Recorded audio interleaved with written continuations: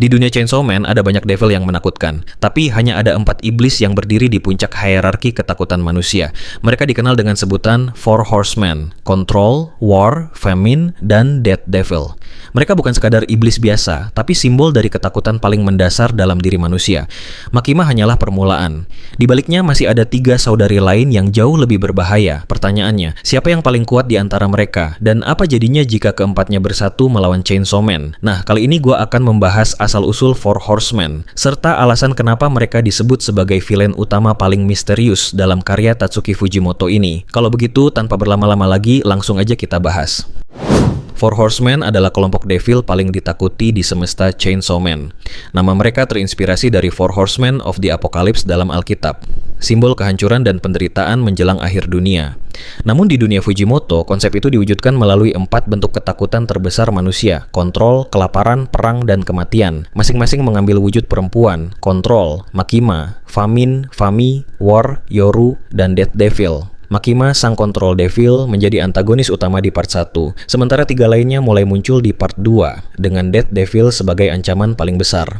Dari keempatnya, Death Devil adalah yang tertua dan terkuat. Lalu ada Famine, Fami, War, Yoru, dan terakhir Control, Makima, Nayuta, reinkarnasi dari Makima setelah kematiannya. Keempat saudari ini pernah bertempur habis-habisan melawan Chainsaw Man di neraka. Pertempuran itu begitu dahsyat sampai hanya mereka yang masih mengingat devil-devil kuat yang telah dilahap Pochita, termasuk Nuclear Weapons Devil dan World War Devil.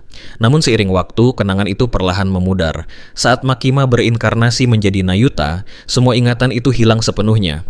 Walau disebut saudari, para Horsemen tidaklah bersatu. Masing-masing punya ambisi dan agenda sendiri, meskipun semuanya masih terhubung dengan Chainsaw Man. Makima misalnya, bergabung dengan organisasi Devil Hunter Jepang hanya untuk mencari Pochita. Ia ingin memeluk, bahkan menguasainya, demi menggunakan kekuatannya untuk menghapus konsep penderitaan dari dunia. Ia pernah berkata pada Kishibe bahwa ia ingin membunuh saudari-saudarinya demi menciptakan dunia yang lebih baik bagi manusia. Namun dari tindakannya, sulit untuk percaya bahwa niat itu murni. Makima bahkan rela menghancurkan hidup Denji sepenuhnya agar ia menjadi anjing patuh miliknya.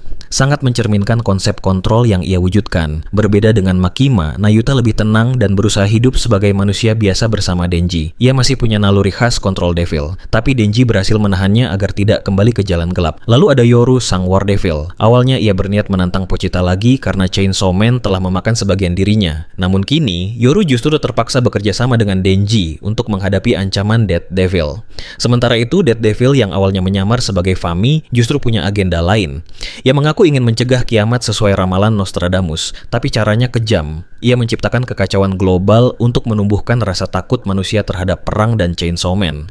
Dengan begitu manusia akan menjadi lebih kuat. Cukup kuat untuk membunuh dirinya sendiri dan mencegah akhir dunia. Namun Famine Devil percaya hal sebaliknya, bahwa kematian justru adalah bentuk keselamatan. Mereka punya cara pandang yang bertolak belakang, tapi sama-sama ekstrem. Keempat penunggang ini punya kepribadian unik masing-masing. Makima, tenang, penuh kasih tapi manipulatif dan dingin. Yoru, keras kepala, kekanak-kanakan, dan suka mencari gara-gara. Fami, tenang tapi misterius. Dan Death Devil, sopan, berwibawa, namun paling mengerikan dari semuanya. Menariknya, mereka juga punya ciri fisik yang sama. Semua buta terhadap wajah manusia. Mereka mengenali orang lewat bau, bukan rupa. Nayuta mewarisi kemampuan ini, begitu juga Yoru dan Death Devil, yang kadang gagal mengenali wajah seseorang. Dari segi kekuatan, masing-masing memiliki kemampuan yang mencerminkan konsep ketakutannya. Control Devil mampu mengendalikan siapapun yang ia anggap berada di bawahnya, manusia, iblis, bahkan hybrid. Ia bisa memanipulasi pikiran dan ingatan targetnya dengan presisi luar biasa. War Devil bisa mengubah apapun yang dianggap miliknya menjadi senjata. Semakin besar rasa bersalah seseorang, semakin kuat senjatanya. Famine Devil bisa menyerap energi hidup makhluk lain melalui sentuhan langsung, membuat korban menjadi lemah dan kelaparan. Dan yang paling mengerikan, Death Devil. Death Devil dapat memperbudak siapapun yang sudah ia bunuh. Ia bisa memanggil kawanan burung gagak untuk melahap korban hidup-hidup lalu mengeluarkannya kembali dalam bentuk boneka kecil. Hanya dengan menyebut nama, ia bisa menghidupkan kembali boneka itu kapan saja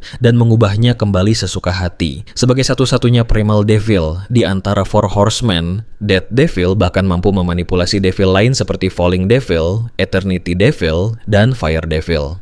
Kemunculannya disebut akan menandai awal dari kiamat, sesuai dengan ramalan Nostradamus Nostradamus. Namun yang menarik, Death Devil bukan tanpa rasa.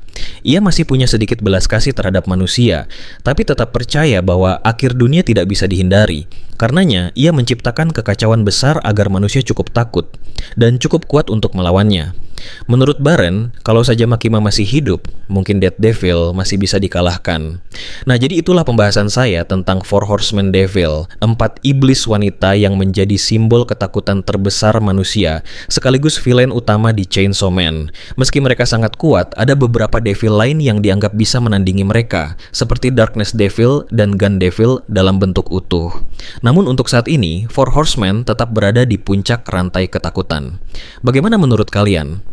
Apakah Death Devil benar-benar tak terkalahkan? Tulis pendapat kalian di kolom komentar. Oke, sekian dulu pembahasan kali ini. Sampai jumpa di video berikutnya. Gua Lumhia, pamit undur diri.